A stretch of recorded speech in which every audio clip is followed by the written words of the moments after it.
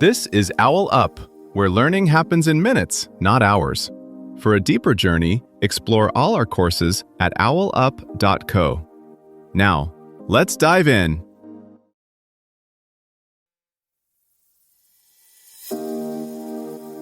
Welcome back to Chapter 3 of our series, What Makes Great Leaders? Stories from History and Business.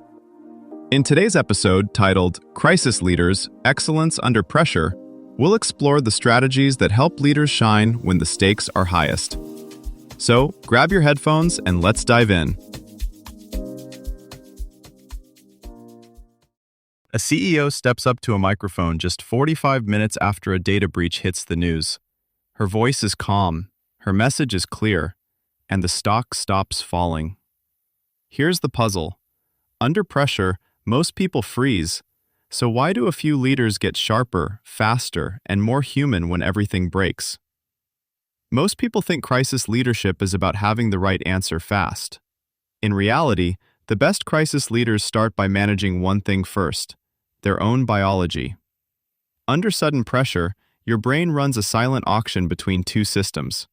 One that wants to react, defend, and narrow your focus, and one that wants to scan widely, connect dots, and listen. Whichever you've trained wins.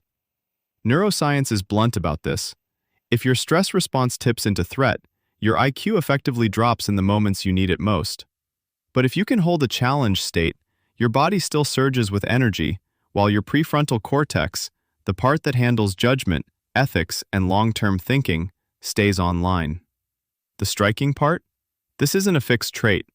From how you breathe during tense meetings to how often you rehearse worst-case scenarios, you can systematically raise your ceiling for clear, ethical decisions when stakes spike.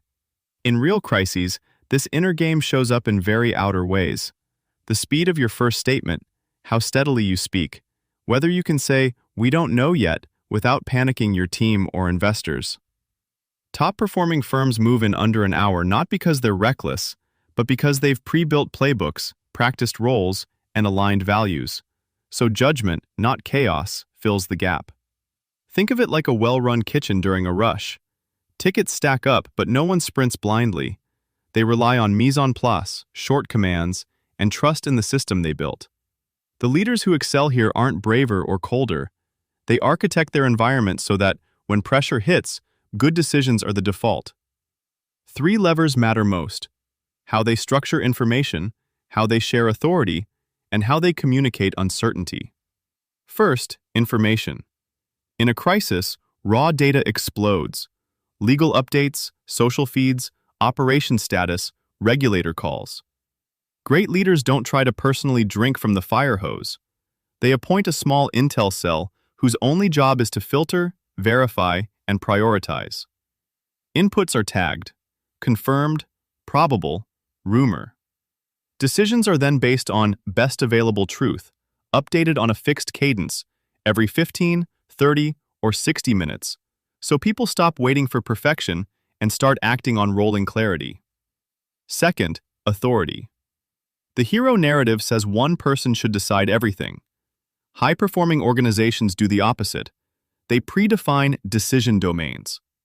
In a product failure, for example, safety owns recall thresholds, operations owns shutdown triggers, communications owns wording and channels, finance owns exposure scenarios. The senior leader's role shifts from chief decider to chief integrator, asking, what are we solving for first? Life and safety, containment, or continuity? That guiding priority prevents turf wars from slowing choices. Third, communication. The best crisis messages do 3 things quickly. State what happened in plain language. Name what matters most. Our first priority is, and outline the next checkpoint. We'll update you by. They resist the urge to over-reassure or speculate. When they genuinely don't know, they pair that admission with process, what they're doing to find out, who's involved, and how stakeholders can reach them. This discipline pays off. Firms that issue a first public statement within that 45-minute window tend to follow rehearsed templates, not improvisation. Organizations that have run realistic simulations know which surprises will break their systems, and they've already patched the obvious cracks. So when the real thing arrives, leaders aren't scrambling for basics. They're free to make the few judgment calls that truly require their full attention. When a recall blindsided a consumer brand, their CEO didn't start by calling lawyers. She convened 3 people: operations, customer support, and comms. Their first move wasn't a press release, it was a ground truth channel where store managers could send photos, timestamps, and customer reactions in real time. That unfiltered stream surfaced a pattern. One region was hit hardest, but another was driving most of the online outrage. They split response work accordingly, logistics to one map, messaging to the other. Think of it like debugging a live software outage.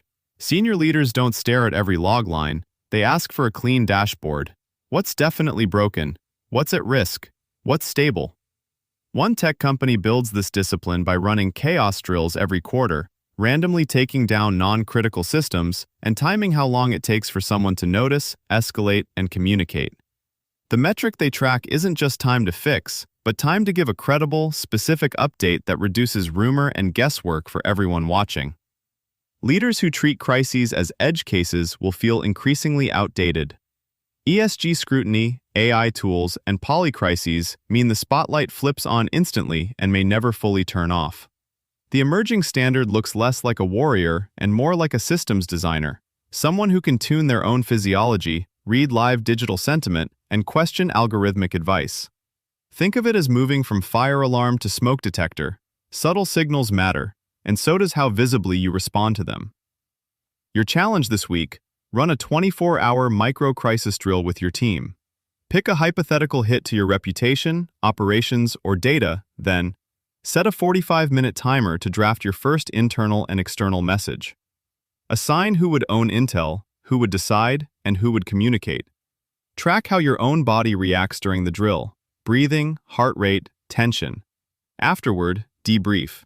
Where did clarity break down first? Information, authority, or communication? The leaders who grow fastest from upheaval treat each incident like a lab experiment, not a verdict on their worth. They replay key moments, ask, "What signal did I miss?" and adjust tiny habits: how they enter the room, who they call first, what they measure. Over time, they're less like firefighters and more like gardeners, quietly shaping conditions so fewer sparks catch. Before next week, ask yourself, where in my current work or life do I tend to go tunnel vision under pressure, and what 2 to 3 alternate perspectives, other departments, customers, frontline staff, could I deliberately seek out the next time I feel that stress spike? In your next high-stakes moment, how will you slow yourself down for 60 seconds?